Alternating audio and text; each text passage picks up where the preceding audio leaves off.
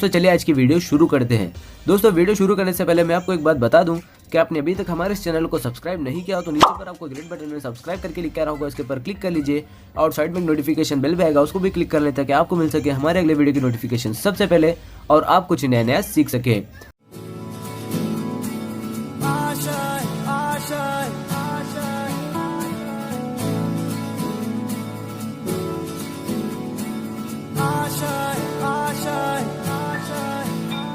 कुछ पाने की हो आस आस, कोई अरमा हो जो खास खास आशाएं,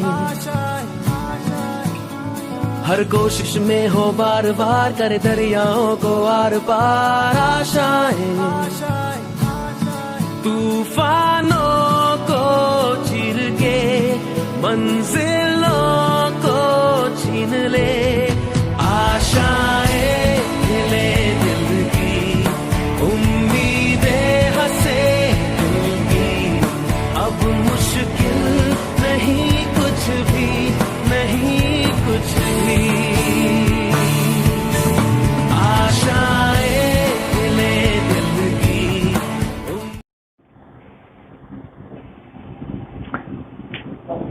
હાલો છોકરાઓ, ગયો લેક્ચર જોયો? ગયા લેક્ચરમાં આપણે જે વાત કરી ચક્રીય, અચક્રીય, ફોટોફોસ્ફોરાઇલેશન અને ત્યારબાદ આપણે લીધો ક્રેમિયોસ્મોટિક પરિકલ્પના.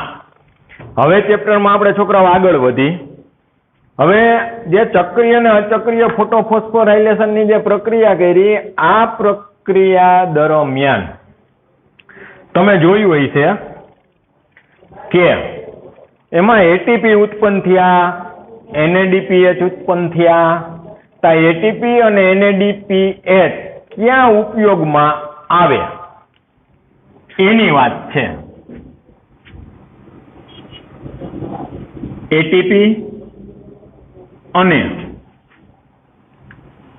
NADPH ક્યાં ઉપયોગમાં આવે? તો પ્રક્રિયા દરમિયાન ઉત્પન્ન થયેલા એટીપી અને NADPH નો ઉપર આગળ જતા જૈવ સંશ્લેષણના તબક્કામાં થાય. હવે આપણે એટલી તો આપણને ખબર જ પડી ગઈ કે ભાઈ જો વનસ્પતિ પ્રકાશ સંશ્લેષણની પ્રક્રિયા કરે, આ પ્રક્રિયા દરમિયાન છે એટીપી બન્યા, NADPH બન્યા અને ઓક્સિજન ઉત્પન્ન થયો. આગળ આપણે જાશું આના પછીના ચેપ્ટરમાં, ત્યારે આપણને ખબર પડશે કે NADPH2 અને એક બીજું વધારાનું FADPH2 એમાંથી પાછા એટીપી બનશે. એટલે ત્યારની વાત છે.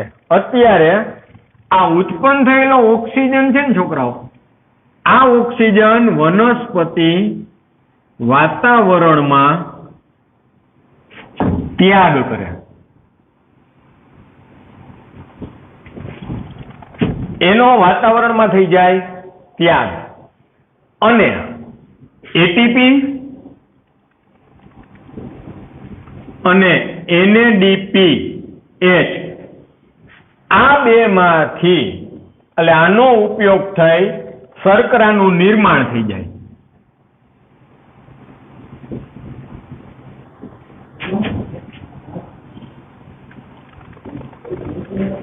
એટલે એટીપી વપરાય, NADPH વપરાય ને એમાંથી શર્કરા બને. શર્કરા એટલે કોણ? તો કે ગ્લુકોઝ. ગ્લુકોઝનું નિર્માણ થાય. આને જૈવ સંશ્લેષણ તબક્કો કહે. અને આ તબક્કો છે એ પ્રકાશ પર આધાર રાખતો નથી. જૈવ સંશ્લેષણ તબક્કો કહે છે જે પ્રકાશ પ્રક્રિયા પર આધારિત નથી, પરંતુ તે પ્રકાશ પ્રક્રિયાની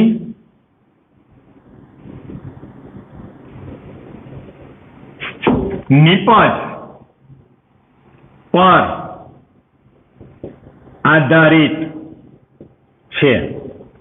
પ્રકાશ પ્રક્રિયા ઉપર આધાર રાખતો નથી. પ્રકાશ પ્રક્રિયા પૂરી થઈ જાય, પ્રક્રિયાની જે નિપજ મળે, નિપજ તરીકે આપણને એટીપી, NADPH અને O2 મળે છે.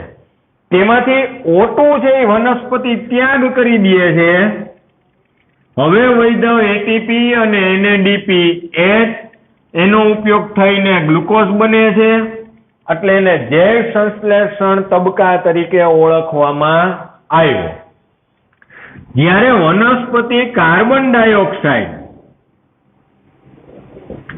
અને પાણી નો ઉપયોગ કરી સાથે જોડાઈ જાય અને કાર્બોદિત પદાર્થ નું નિર્માણ થાય, એટલે કાર્બન ડાયોક્સાઇડ ને પાણી સંયોજાય,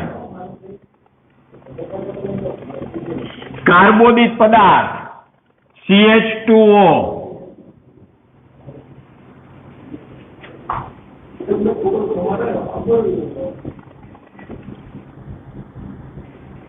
નું નિર્માણ થાય.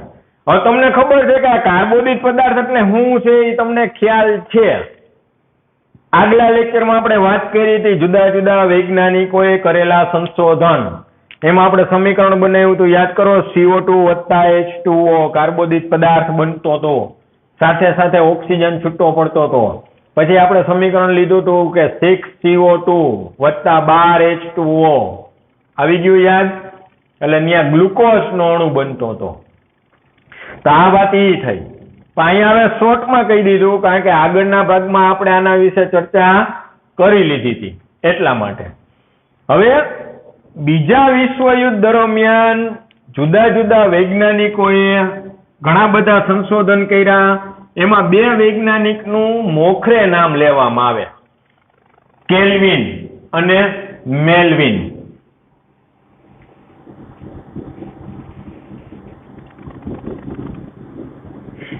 મેલ્વિન ને કેલ્વિન નામના વૈજ્ઞાનિકો હતા. એણે બીજા વિશ્વયુદ્ધ દરમિયાન રેડિયો એક્ટિવ સમસ્થાનિક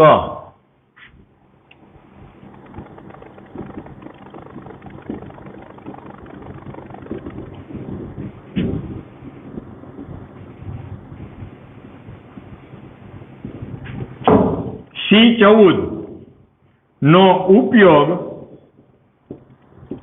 લીલમાં કર્યો.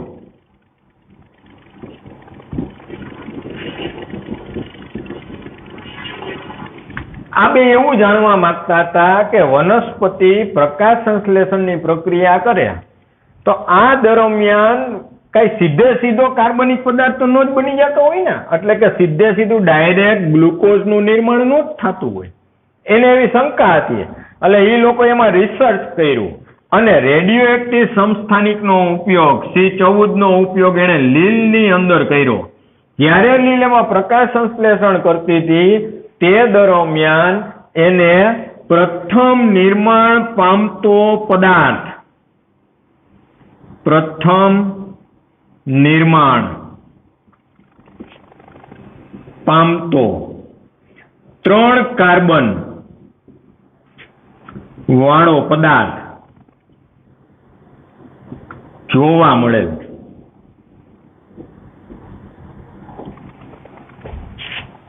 તો એની હારના તે સમયના બીજા વૈજ્ઞાનિકોએ આ કેલ્વિન ને મેલ્વિનના સંશોધન ઉપર પ્રશ્ન ઉત્પન્ન કર્યો કે ભાઈ એવું જરૂરી નથી કે દરેક વનસ્પતિમાં પ્રકાશ સંશ્લેષણની પ્રક્રિયા થાય ત્યારે પહેલો નિર્માણ પામતો પદાર્થ છે એ 3 કાર્બન વાળો જ હોય એવું જરૂરી નથી. તો અન્ય વૈજ્ઞાનિકોએ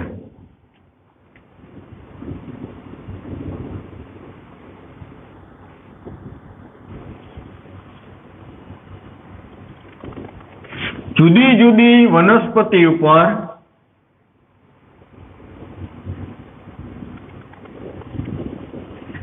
ક્રમશઃ પ્રયોગ કર્યા. બીજા વૈજ્ઞાનિકોએ અન્ય વનસ્પતિ એટલે આ લોકોએ જે વનસ્પતિમાં પ્રયોગ કર્યો તો એ સિવાયની બીજી વનસ્પતિઓ લીધી અને એની અંદર એ લોકોએ અસંખ્ય પ્રયોગ કર્યા. તો એને એવું જોવા મળ્યું કે ભાઈ ઘણી બધી વનસ્પતિ એવી છે કે એમાં પહેલો વહેલી નીપજ અથવા તો પહેલો વહેલો નિર્માણ પામતો પદાર્થ 3 કાર્બનની જગ્યાએ 4 કાર્બન નું બંધારણ ધરાવતો હતો. આ લોકોએ એવું કીધું કે ભાઈ વનસ્પતિમાં 3 કાર્બનનું બંધારણ હોય એટલે એને નામકરણ આપવામાં આવ્યું તો કે જે વનસ્પતિમાં પ્રથમ નિર્માણ પામતી નીપજ 3 કાર્બન યુક્ત હોય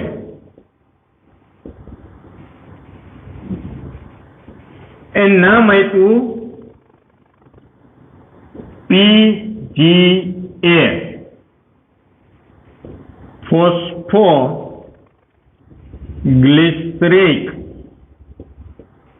એસિડ. આને ટૂંકમાં કહી દીધું 3 કાર્બન PGA. એટલે આના બંધારણમાં ફોસ્ફોગ્લિસરિક એસિડના બંધારણમાં કાર્બનની સંખ્યા કેટલી તો કે 3. અને જે વનસ્પતિમાં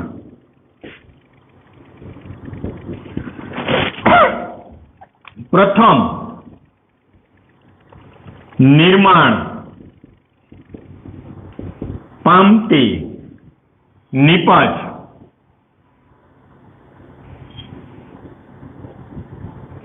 માં 4 કાર્બન યુક્ત હોય એને નામ આપ્યું OAA ઓક્ઝેલો એસિટિક એસિડ.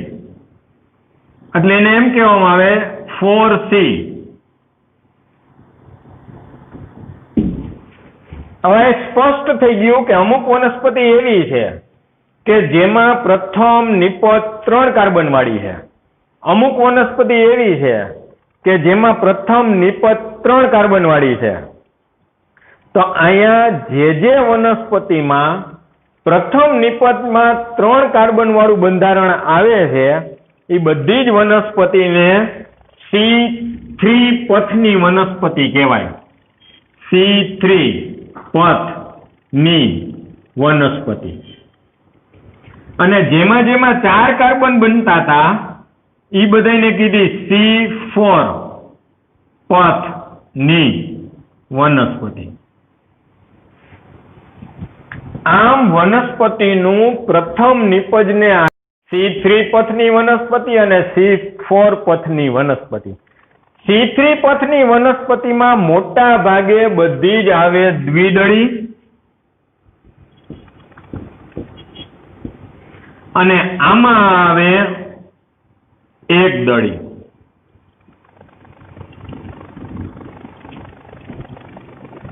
રેડી? આમ વૈજ્ઞાનિકોએ નીપજને આધારે વનસ્પતિનું કરી નાખ્યું વર્ગીકરણ. C3 પથની શોધ કરનાર કેલ્વિન અને મેલ્વિન છે. આ 2 જણા ઉપરથી આ પથને કેલ્વિન મેલ્વિન ચક્ર તરીકે પણ ઓળખવામાં આવે, C3 પથ તરીકે ઓળખવામાં આવે અને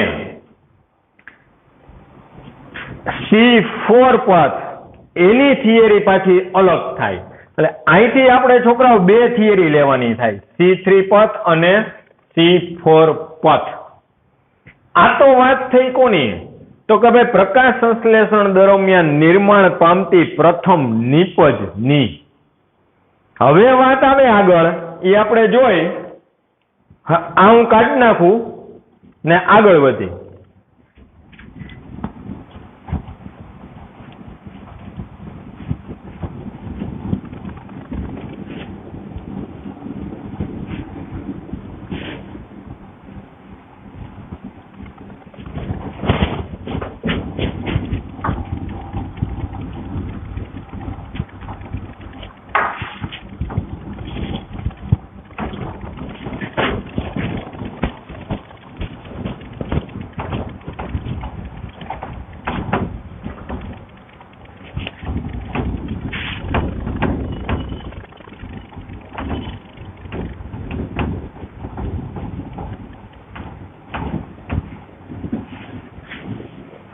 હવે આપણે વાત એવી કરી કે ભાઈ વનસ્પતિમાં પ્રથમ નિપજની વાત કરી. તો હવે એ પ્રશ્ન આવે કે કાર્બન ડાયોક્સાઇડનો પ્રાથમિક ગ્રાહક CO2 નો પ્રાથમિક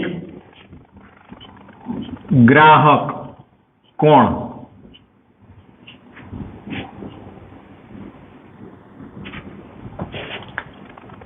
તમને ખબર જ છે કે પ્રકાશ સંશ્લેષણ થાય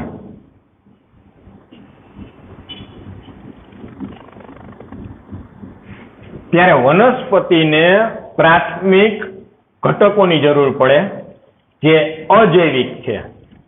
તો એમાંનો એક ઘટકની વાત અહીંયા આવી, કોની?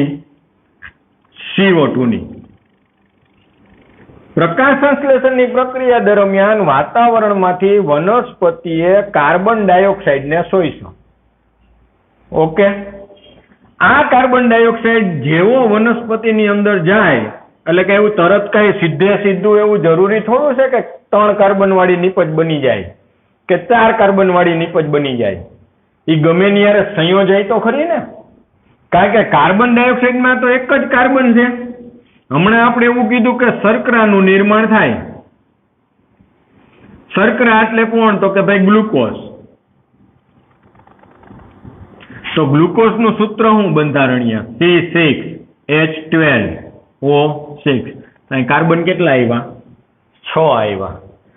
તો આ કાર્બન ડાયોક્સાઇડ ગ્લુકોઝનું નિર્માણ થાય તે પેલા કોકની હારે જોડાતો તો હોય ને, કોકની હારે પ્રક્રિયા તો કરતો હોય ને.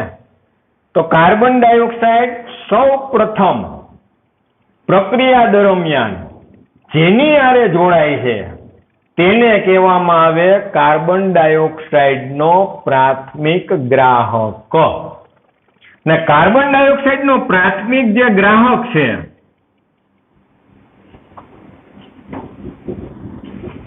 એના બંધારણમાં 5 કાર્બન આવેલા. કેટલા? 5. રિબ્યુલોસ,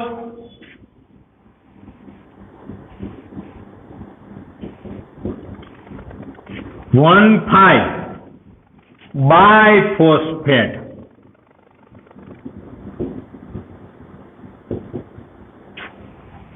જેને ટૂંકમાં કહેવામાં આવે છે RUBP.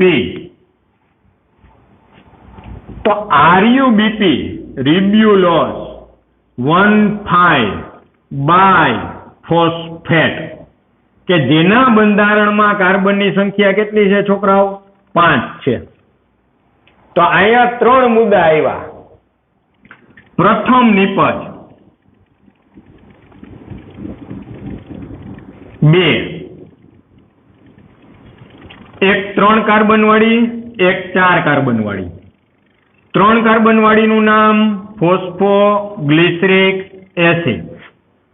4 કાર્બન વાળીનું નામ ઓક્ઝેલો એસિટિક એસિડ. ફરીથી નામ બોલું છું, નોટ ડાઉન કરી લેજો. ફોસ્ફોગ્લિસરિક એસિડ જેના બંધારણમાં 3 કાર્બન હોય છે. ઓક્ઝેલો એસિટિક એસિડ જેના બંધારણમાં 4 કાર્બન હોય છે. આ થઈ પ્રથમ નિપજ. અને રિબ્યુલોસ 1,5-બાયફોસ્ફેટ ઈ છે કાર્બન ડાયોક્સાઇડનો પ્રથમ ગ્રાહક. ક્લિયર? હજી અહીંયા વાત પૂરી નથી થતી. આ RUBP વિશ્વમાં વિપુલ માત્રામાં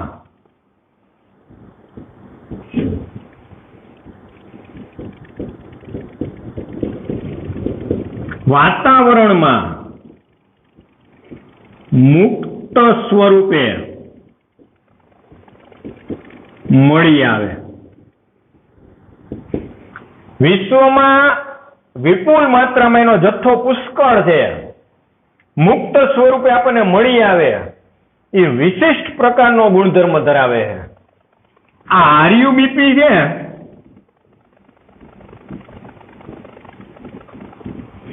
એ ઓક્સિજન સાથે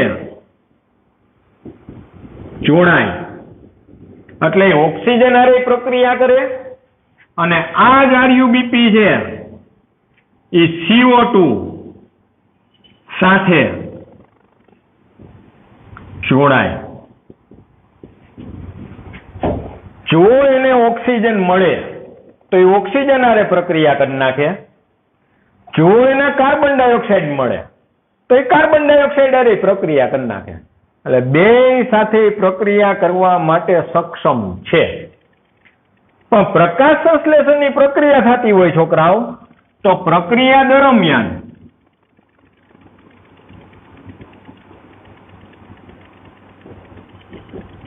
હવે ખાસ અહીંયા જોજો જરાક, જેથી કરીને આગળ ચેપ્ટરમાં જાય ત્યારે તમારો પ્રોબ્લેમ ન થાય. પ્રકાશ સંશ્લેષણની પ્રક્રિયા અત્યારે ચાલુ છે, આપણે માની લ્યો, ત્યારે આરયુબીપી છે ઓલરેડી વનસ્પતિની અંદર આરયુબીપી છે. આ ઓલરેડી વનસ્પતિની અંદર જ છે. વનસ્પતિએ વાતાવરણમાંથી કાર્બન ડાયોક્સાઇડ મેળવો, એટલે કાર્બન ડાયોક્સાઇડ અરે આરયુબીપી છે વનસ્પતિમાં જોઈન્ટ થયો એટલે કાર્બન ડાયોક્સાઇડ નો પ્રથમ ગ્રાહક થઈ ગયો. તો કે હા. પ્રકાશ સંશ્લેષણની પ્રક્રિયા દરમિયાન વનસ્પતિ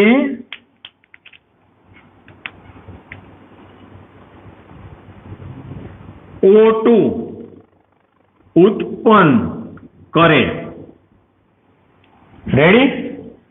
આ ઓક્સિજન જે વનસ્પતિની અંદર ઉત્પન્ન થાય છે એક વધારાની બાય નિપજ તરીકે. નિપજ છે પણ એના માટે વધારાની છે. હવે જ્યારે ઉત્પન્ન થયો, જેવો ઉત્પન્ન થાય કે તરત આરયુબીપી એની હારે જોડાઈ જાય, તો બહારથી આવેલા કાર્બન ડાયોક્સાઇડ હારે એની જોડાવાની ક્ષમતાનો દર કેવો આવે? નીચો આવે કે નહીં? કારણ કે કાર્બન ડાયોક્સાઇડ અંદર જાય, આરયુબીપી હારે જોડાય તો નિપજ સ્વરૂપે ઓક્સિજન ઉત્પન્ન થાય. હવે ઓક્સિજન ઉત્પન્ન થયો કે તરત તે જ સેકન્ડે કઈ વનસ્પતિ એનો વાતાવરણમાં ત્યાગ તો ન કરી શકે ને, ઓન ધ સ્પોટ. ઈ ગાળા દરમિયાન આ ભાઈ આની હારે જોડાઈ જાય. એટલે આરયુબીપી છે એનો ગુણધર્મ અથવા તો એની વૃત્તિ વધુમાં વધુ ઓક્સિજન હારે જોડાવાની છે. જો ઓક્સિજન એને મળે તો એ કાર્બન ડાયોક્સાઇડ હારે જોડાય નહીં. આમ આરયુબીપી ને બે નામ આપવામાં આવ્યા, આરયુબીપી ઓક્સિજનેસ અને કાર્બોક્સિલેસ. જો એ ઓક્સિજન હારે જોડાય છે તો ઓક્સિજનેસ, અને જો એ કાર્બન ડાયોક્સાઇડ હારે જોડાય તો કાર્બોક્સિલેસ.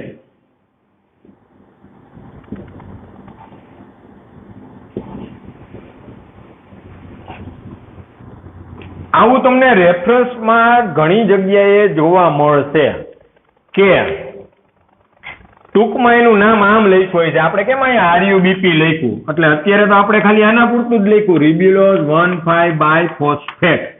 પણ આમ લખેલું હોય છોકરાઓ આરયુબીપી રૂબિસ્કો. એટલે આનો મતલબ શું થયો?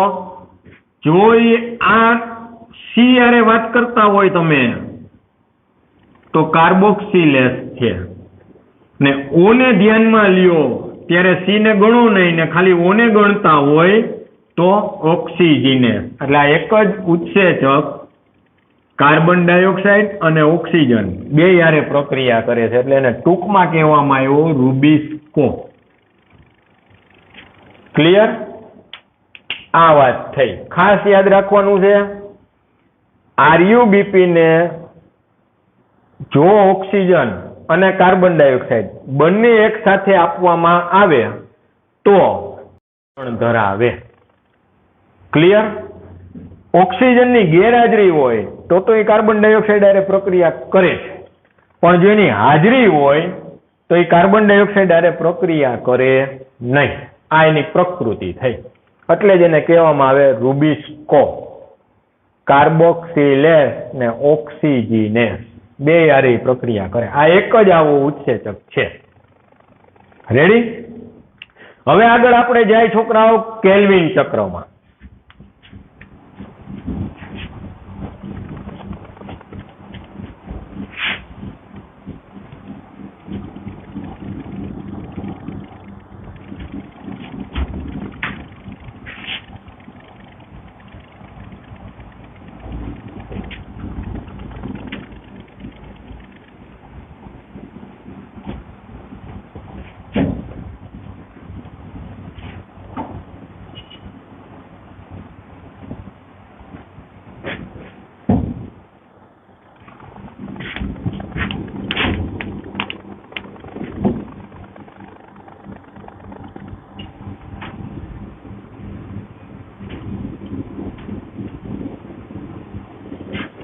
કેલ્વિન ચક્ર, જેને C3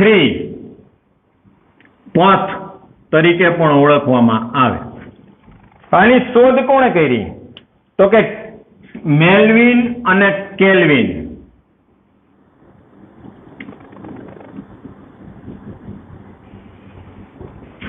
મેલ્વિન ને કેલ્વિન નામના બે વૈજ્ઞાનિક થઈ ગયા. આ બે વૈજ્ઞાનિકે કેલ્વિન ચક્રની શોધ કરી. આના નામ ઉપરથી આને નામ આપી દીધું કેલ્વિન ચક્ર. એટલે બેયનું નામ કાયમીન માટે અમર થઈ જાય. કેલ્વિન ચક્ર કે C3 પથમાં આ આખો પથ છે ને એ સળંગ પથ છે.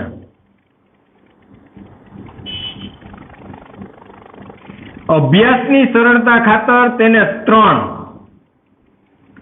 તબક્કામાં વિભાજિત કરેલો. 3 સ્ટેપ એના પાડ્યા. પહેલું સ્ટેપ છે કાર્બોક્સિલેશન.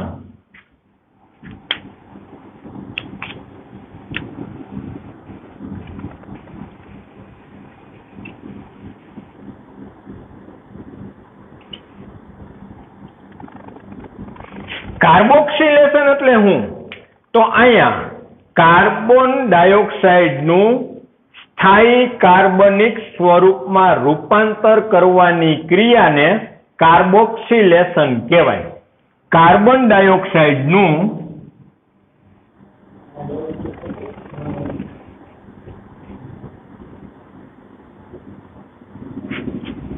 સ્થાયી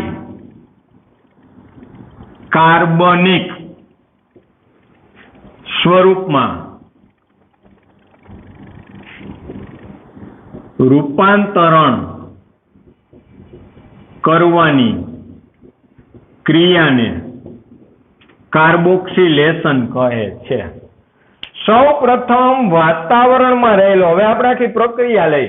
હવે જો એક તમને બીજી વાત કહી દઉં. આપણી ટેક્સ્ટની અંદર આ આખી એક સળંગ આમ થિયરી દીધી છે, બરાબર? મેં આ થિયરીને મારી રીતે યાદ રાખવા માટે સમીકરણ સ્વરૂપ આપ્યું છે. એટલે તમે આ સમીકરણ સ્વરૂપ યાદ રાખશો એટલે આખું કેલ્વિન ચક્ર તમને એમને યાદ રહી જાય. સૌ પ્રથમ વાતાવરણમાં રહેલો કાર્બન ડાયોક્સાઇડ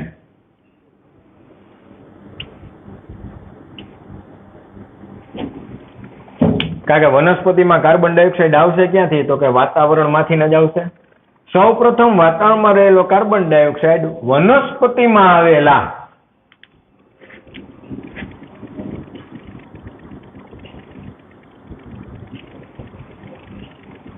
RuBp સાથે જોડાય. RuBp ના કેટલા કાર્બન? 5.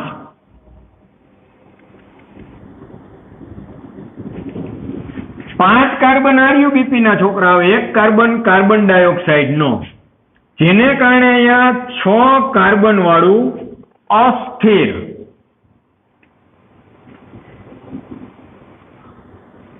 સંયોજન બને.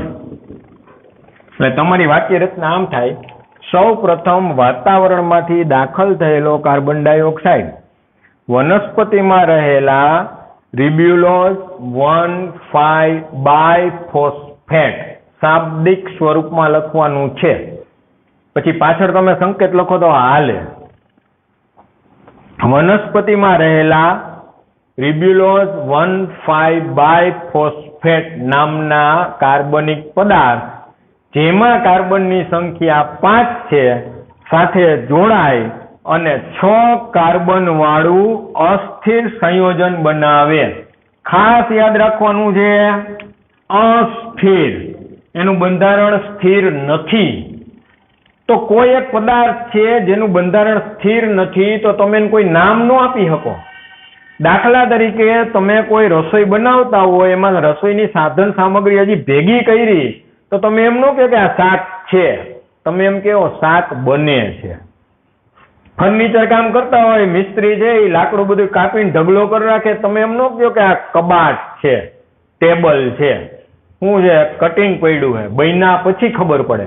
એમ આ સંયોજન અત્યારે બને છે, બની નથી ગયું, જેને કારણે 6 કાર્બન વાળું અસ્થિર સંયોજન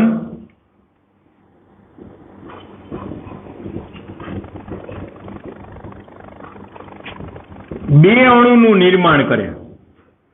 આ બંને અણુ જે સમાન હોય, બંને અણુમાં કાર્બનની સંખ્યા કેટલી હોય? 3. તો હવે તમને ખબર પડી ગઈ કોણ? PGA, phosphoglyceric acid. એટલે વાતાવરણમાંથી આવેલો કાર્બન ડાયોક્સાઇડ RuBp હારે જોડાય, 6 કાર્બન વાળું અસ્થિર સંયોજન બને. આ 6 કાર્બન વાળું અસ્થિર સંયોજન સ્થાયી સ્વરૂપમાં રૂપાંતર પામે ત્યારે 2 અણુનું નિર્માણ કરે. બંને અણુની અંદર કાર્બનની સંખ્યા સમાન હોય.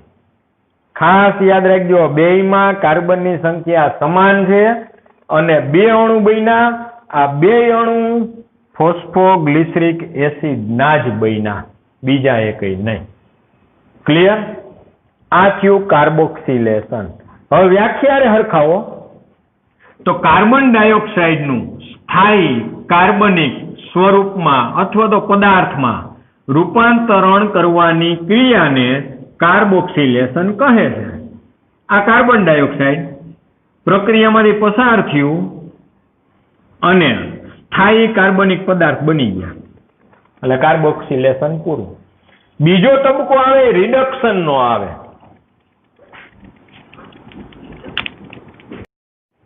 હવે કાર્બોક્સિલેશન ની ઘટના પૂરી થઈ. હવે બીજો તબક્કો આવ્યો રિડક્શન.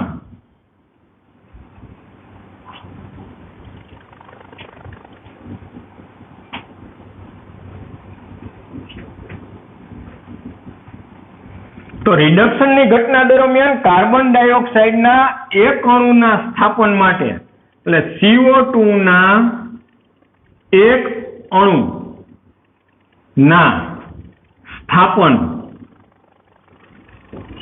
માટે અહીંયા 2 અણુ ATP ના વપરાય, 2 અણુ ATP ના વપરાય.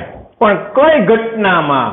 તો આ 2 અણુ ATP ના જે વપરાય છે ફોસ્ફોરાયલેશન ની ઘટનામાં વપરાય.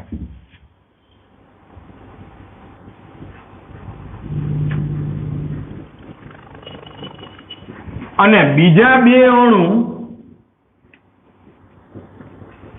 NADP8 ના વપરાય.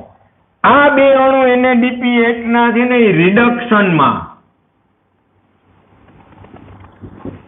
વપરાય. ખાસ યાદ રાખજો, છેલ્લે આપણે હિસાબ કરવાનો છે કે કેટલા ક્યાં વપરાય છે. રિડક્શનની પ્રક્રિયા દરમિયાન કાર્બન ડાયોક્સાઇડનું સ્થાપન થતું હોય ત્યારે 2 અણુ આપણા ATP ના ફોસ્ફોરાયલેશનમાં વપરાઈ જાય છે, 2 અણુ વપરાઈ જાય છે NADP8 ના રિડક્શનમાં. હવે વાત આવે પુનઃપ્રાપ્તિની. પુનઃપ્રાપ્તિ કોની પુનઃપ્રાપ્તિ? તો કે RuBp ની. RuBp ની પુનઃપ્રાપ્તિમાં એક અણુ ATP નો વપરાય.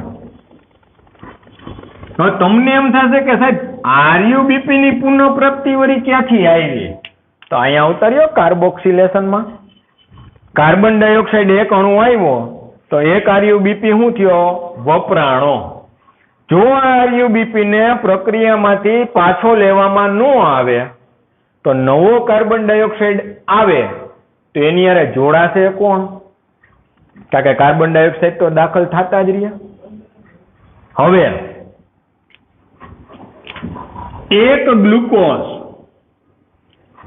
એક ગ્લુકોઝ ના અણુના નિર્માણ માટે આ ચક્ર એટલે કોણ? તો કે C3 પથ. આ ચક્ર એટલે C3 પથ 6 વાર ચલાવવું પડે. તમે એમ કહો ઈ કેમ સાહેબ 6 વાર કેમ ચલાવવું પડે? ભાઈ હમણાં આપણે આગળની થિયરીમાં વાત કરી કે ભાઈ એક કાર્બોદિત પદાર્થ બને ને ઈ કોણ? CH2O. તો ગ્લુકોઝ જોતો હોય તો C6H12O6. તો કાર્બન કેટલા જ હોય? 6 જ હોય. તો એક વાર પ્રક્રિયા થાય તો એક કાર્બોદિત પદાર્થ બને. તો આવી પ્રક્રિયા 6 વાર થાય તો 6 કાર્બોદિત પદાર્થ બને. તો એક અણુનું નિર્માણ થાય છે તે દરમિયાન આપણો ખર્ચો શું આવે?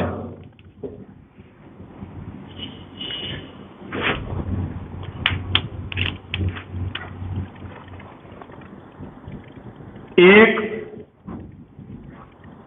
CO2 ને દાખલ કરતા એક CO2 માટેનો હિસાબ કરીએ આપણે.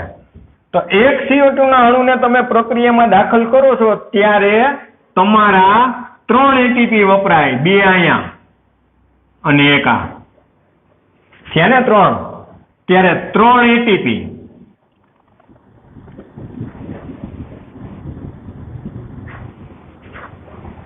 અને 2 અણુ NADPH ના વપરાય. આ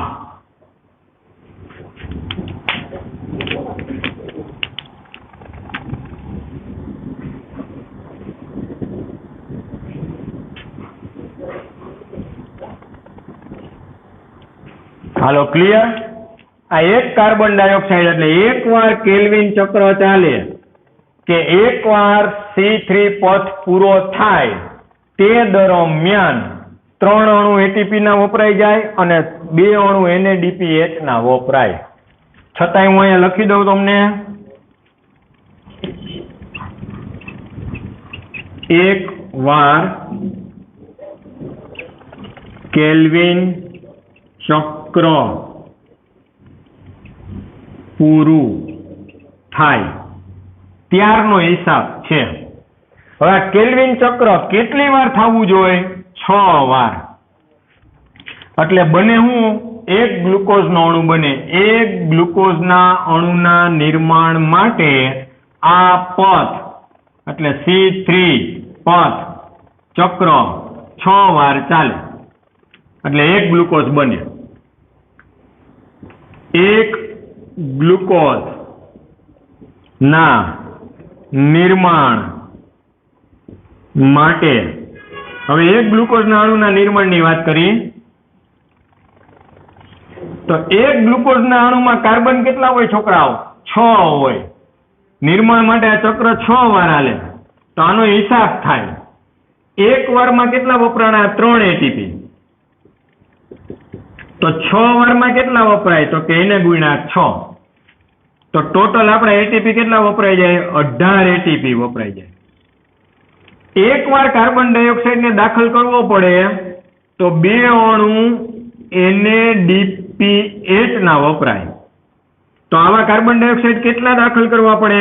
6, કારણ કે 6 વાર ચક્કર હલાવવું. તો 6 દુને 12 ATP. આમ છોકરાઓ આપણે એક ગ્લુકોઝનો અણુ બને વનસ્પતિમાં ત્યારે વનસ્પતિની અંદરથી એટીપી ના 18 અણુ અને એટીપી ના 18 અણુ અને NADPH ના 12 અણુ વપરાય. આ એક ગ્લુકોઝના અણુનો હિસાબ થયો. હવે તમને MCQ માં એવું પૂછે કે દાખલા તરીકે MCQ બોર્ડમાં એવો પૂછાણો કે નીટમાં એવો પૂછાણો કે 5 ગ્લુકોઝના અણુ બનાવવા. કેટલા? 5 અણુ ગ્લુકોઝ ના બનાવવાના છે.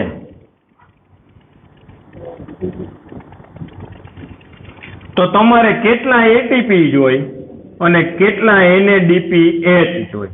તમારે કાંઈ કરવાનું નથી.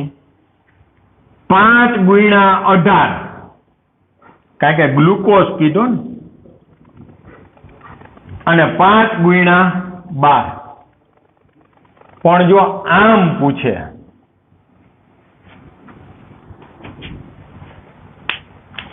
આ ઉપરનું આપણે થોડુંક કાઢી નાખી એટલે અહીંયા વ્યવસ્થિત MCQ તમને લખી શકાય.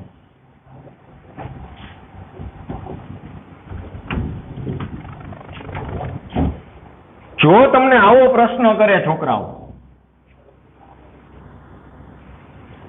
8 CO2 ના અણુને કેલ્વિન ચક્રમાં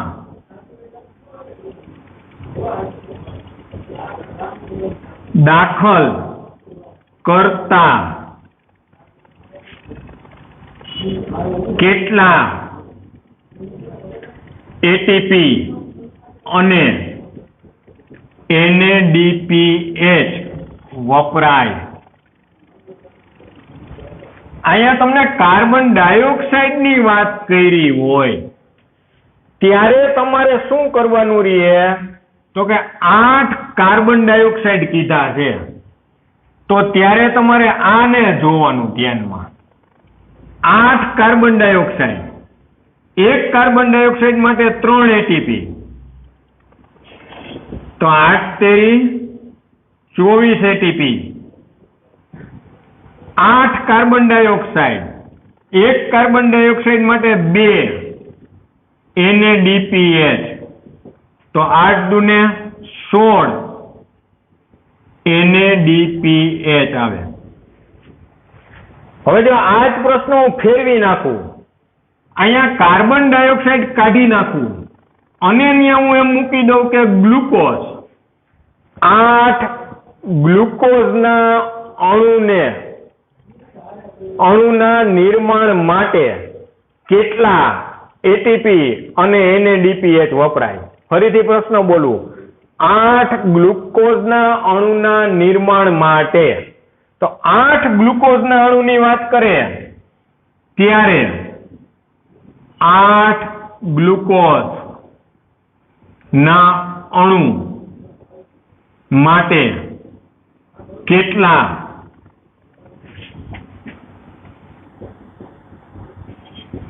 એટીપી અને NADPH વપરાય? હવે જો 8 ગ્લુકોઝના અણુ માટે કેટલા એટીપી અને કેટલા NADPH વપરાય તો તમારે આ હિસાબને ધ્યાનમાં લેવાનો છે. તો કે 8 ગુણ્યા 18 એટીપી અને 8 ગુણ્યા 12 NADPH.